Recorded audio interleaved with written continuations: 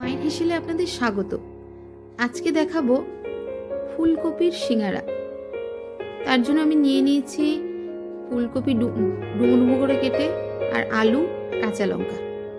দিচ্ছি 2 cup role ময়দা, তার মধ্যে দেব লবণ, স্বাদ মতো লবণ দেবেন, এবং 2 কাপের হিসেবে দেব 10 চামচ সাদা তেল ময়ানের জন্য। সিঙ্গারার ক্ষেত্রে ময়ানটা একটু বেশি লাগে, তার জন্য সিঙ্গারাটা খাস্তা হয়।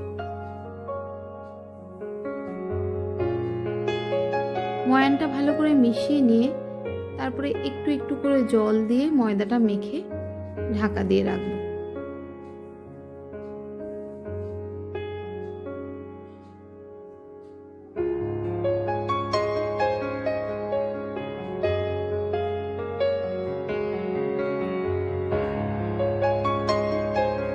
দেখুন ভালো করে মিশিয়ে নেওয়া হচ্ছে।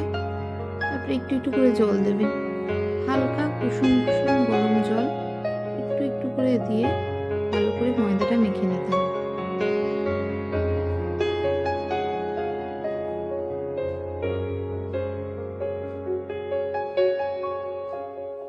এরপরে সিঙ্গারার যে আলুর পুরটা, ফুলকপি এবং আলু দিয়ে সেই পুরটা বানানোর জন্য কড়াইতে নিয়ে নিচ্ছি সর্ষের তেল।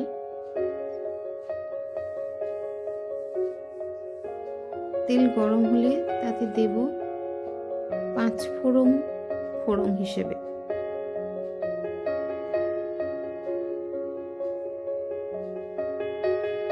তারপরে ডুমো করে কেটে নেওয়া আলুগুলো, খোসা শুদ্ধ আলুগুলো এর মধ্যে দিয়ে দেব।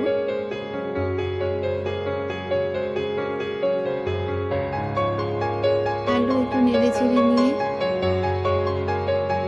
এর মধ্যে দেব লবণ,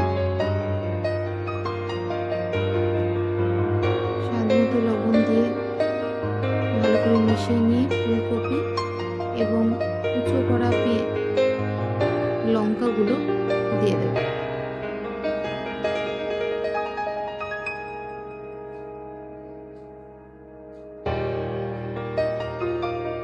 এর মধ্যে দিচ্ছি অল্প হলুদ গুঁড়ো।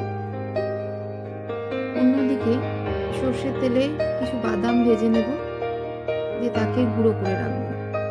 ফুলকপির মধ্যে দিচ্ছি কিছুটা আদা বাটা।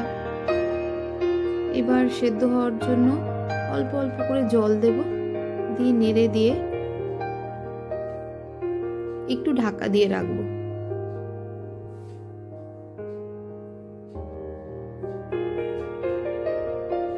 বাদামগুলো ভেঙে ভেঙে গুঁড়ো করে নিয়েছি। এবার সেই গুঁড়ো করা বাদাম এর মধ্যে মিলিয়ে নিলাম। আর দিচ্ছি শুকনো কলায় ভেজে নেওয়া শুকনো লঙ্কা এবং জিরে ভাজা গুঁড়ো। দেখুন সিঙ্গারার পুর রেডি হয়ে গেছে। এইবার সেই ময়দা থেকে একটা করে লেচি করে গোল করে বেলে নেব। গোলটা একটু লম্বাটে ধরনের ওভাল শেপ হবে।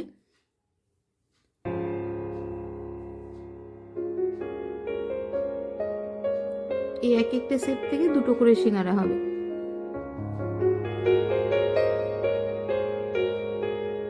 এটা নিয়ে মাঝখান থেকে কেটে নেব।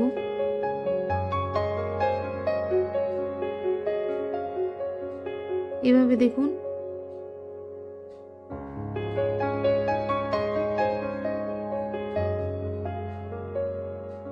চওড়া 2টো প্রান্ত মিলিয়ে কোণ বার করে এরকম সিঙ্গারার একটা ঠোঙার মতো তৈরি করে নেব।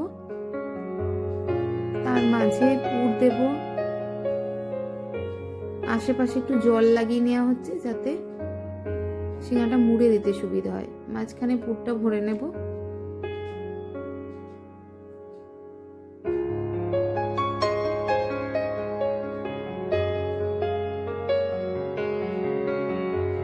একটু জল দিয়ে চেপে 2 প্রান্ত জোড়া লাগিয়ে দেব।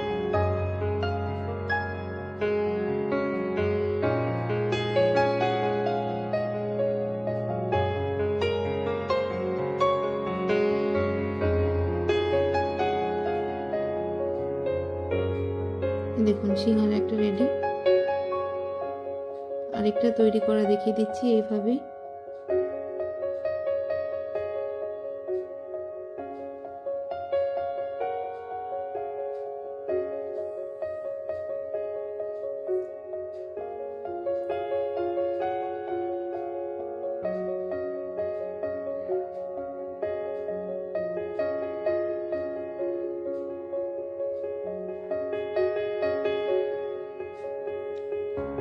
এভাবে সিঙ্গারা করা হয়ে গেছে। এবার কড়াইতে তেল দিয়ে সাদা তেলটা মিডিয়াম ফ্লেমে রেখে আস্তে আস্তে সিঙ্গারাগুলো ভাজতে হবে। কখনো ফ্লেম হাই করা যাবে না, তাহলে কোনো মতেই ভেতরটা ভাজা হবে না। আস্তে আস্তে ভাজতে হবে।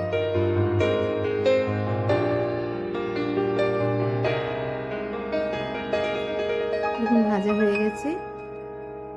ধন্যবাদ।